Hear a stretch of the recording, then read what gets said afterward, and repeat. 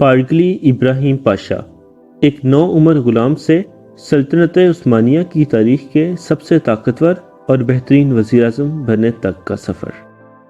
Ottoman umpire یا خلافت عثمانیہ جو تقریباً 600 سال تک 3 بر اعظموں یعنی ایشیا، یورپ اور افریقہ پر حکومت کرتی رہی، کی تاریخ میں بہت سے بادشاہ اور وزراء آئے جو اپنے کارناموں کی وجہ سے بہت مشہور ہوئے، لیکن ان میں سے کوئی بھی ابراہیم پاشا کی عظمت اور شہرت تک نہ پہنچ سکا۔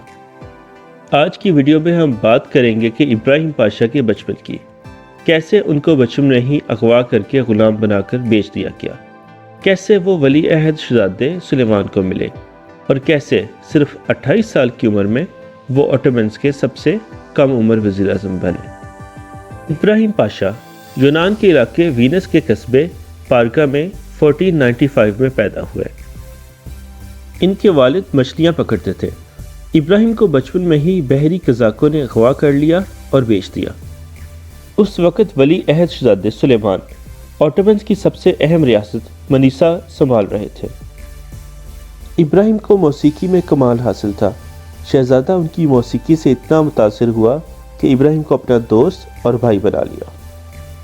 دونوں ہر وقت ساتھ رہتے اور ساتھ ہی شکار پر جاتے تھے۔ جب شہزادہ سلیمان بادشاہ بنے اور استنبول آ گئے تو ابراہیم کو اپنا مصاحب خاص بنا لیا۔ یہ ابراہیم پاشا کی بے پناہ قابلیت تھی کہ سلطان سلیمان نے ابراہیم پاشا کو وزیر اعظم ہونے کے ساتھ ساتھ اپنی ساری آرمی یریچر یا جینیسریس کا سپہ سالار بھی بنایا ہوا تھا۔ بادشاہ کو ابراہیم پاشا پر اس حد تک بھروسہ تھا کہ وہ سلطنت کے بارے میں کوئی بھی فیصلہ بادشاہ کو بتائے بغیر بھی کر سکتے تھے۔ اپنے بادشاہ سلطان سلیمان دی میگنیفیشنٹ کی طرح اہل یورپ ابراہیم پاشا کو بھی میگنیفیشنٹ کے نام سے پکارتے تھے۔ اس کے علاوہ ان کو مقبول ابراہیم پاشا بھی کہا جاتا تھا۔ 3 بر اعظموں پر مشتمل ریاست کے وزیر اعظم ہونے کی وجہ سے ابراہیم پاشا اپنے وقت کے طاقتور ترین فرد شمار کیے جاتے ہیں۔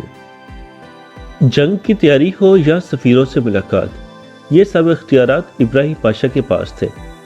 ایک طرح سے ساری حکومت کو ابراہیم پاشا ہی چلا رہا تھا۔ اس دور کو خلافت عثمانیہ کا بہترین دور ابراہیم پاشا کی وجہ سے کہا جائے تو بیجا نہ ہوگا۔ ابراہیم پاشا اور سلطان سلیمان ایک ہی طرح کے عالیشان لباس زیب تن کرتے تھے۔ ابراہیم پاشا کے لباس پر 6 ستارے بنے ہوتے تھے جو اس کے اختیارات کی علامت تھے۔ صرف سلطان سلیمان کے لباس پر ابراہیم سے زیادہ یعنی 7 ستارے ہوتے تھے۔ ابراہیم پاشا کی وائف کے بارے میں ہسٹورینز یقین کے ساتھ نہیں کہہ سکتے۔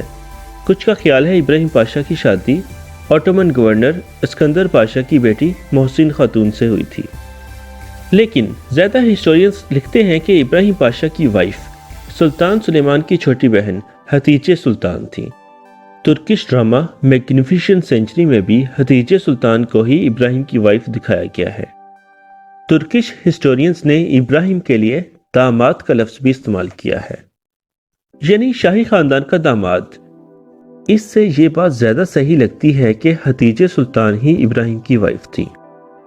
یہاں یہ بات بھی قابل غور ہے کہ سلطان سلیمان کی باقی بہنوں کے ہسبینڈ کا نام کلیئرلی لکھا گیا ہے، لیکن ہتیجے سلطان کے ہسبینڈ کے بارے میں کچھ بھی نہیں لکھا گیا، تو یہ ہو سکتا ہے کہ ابراہیم ہی اس کا ہسبینڈ ہو۔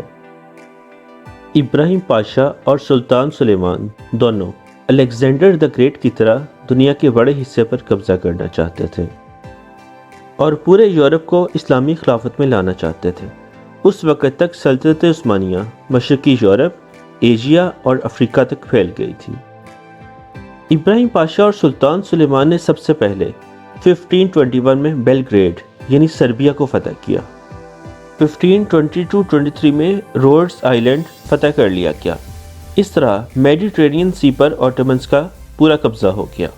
یہاں یہ بات قابل ذکر ہے کہ روڈز آئیلینڈ کو فاتح استنبول محمد II، یا جنہیں ہم سلطان محمد فاتح کے نام سے جانتے ہیں، نے بھی فتح کرنے کی کوشش کی تھی، لیکن وہ ناکام رہے تھے۔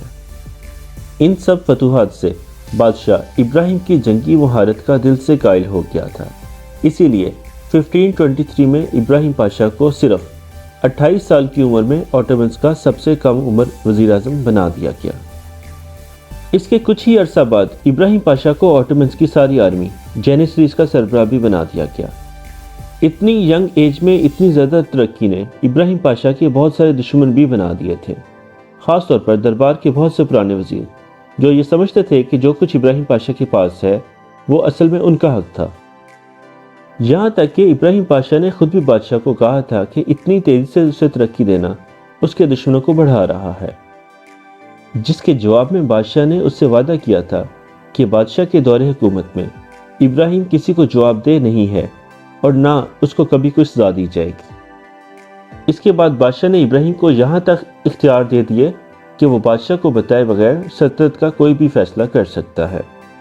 یہ ابراہیم کی بہترین پلاننگ ہی تھی جس کی وجہ سے ہنگری کی فیمس بلیک آرمی کو عبرتناک شکست ہوئی۔ کنگ لوئس دوم مارا گیا۔ حیرت انگیز طور پر ابراہیم پاشا صرف 2 گھنٹے میں یہ بڑی جنگ جیت گیا تھا۔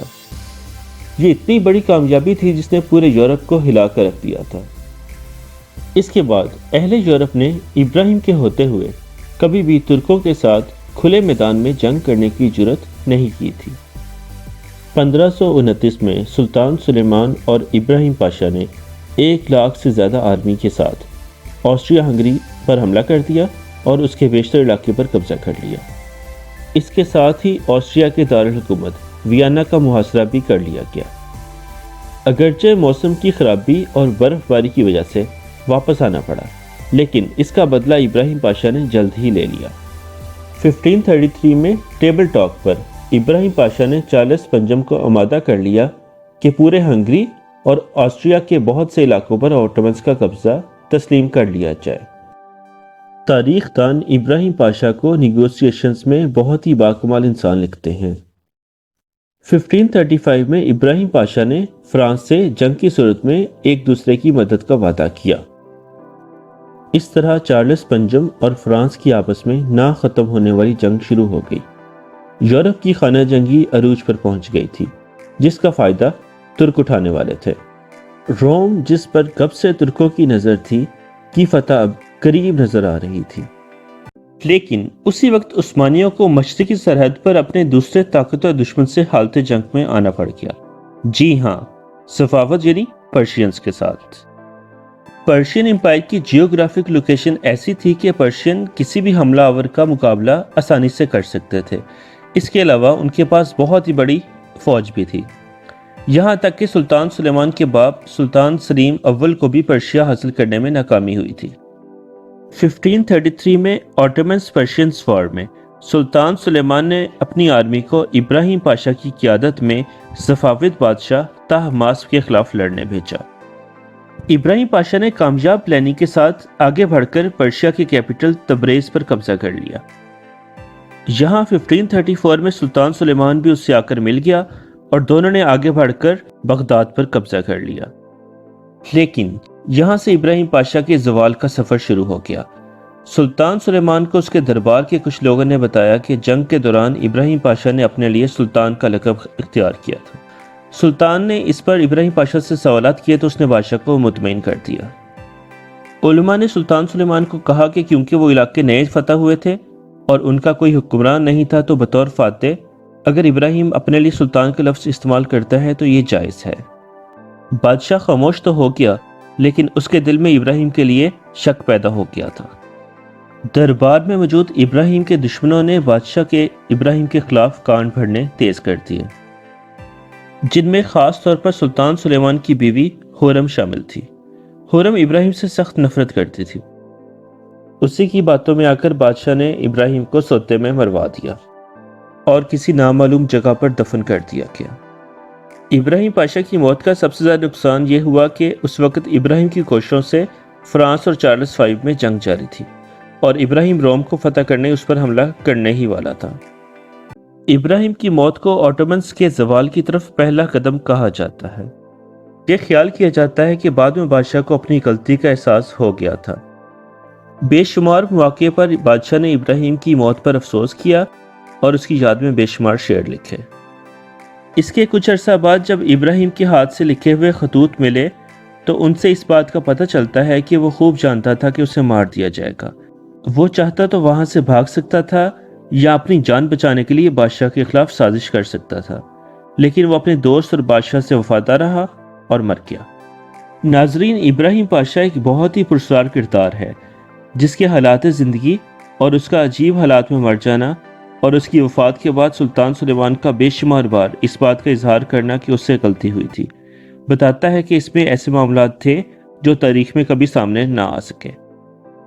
ابراہیم پاشا کی ذہانت اور جنگی کامیابیوں کی وجہ سے ترکی کے لوگ آج بھی اس کا ذکر اچھے الفاظ میں کرتے ہیں۔ Friends, we hope you enjoy our video. If you like it, then comment it, share it and subscribe it. Also, don't forget to press bell icon so you can find our further videos.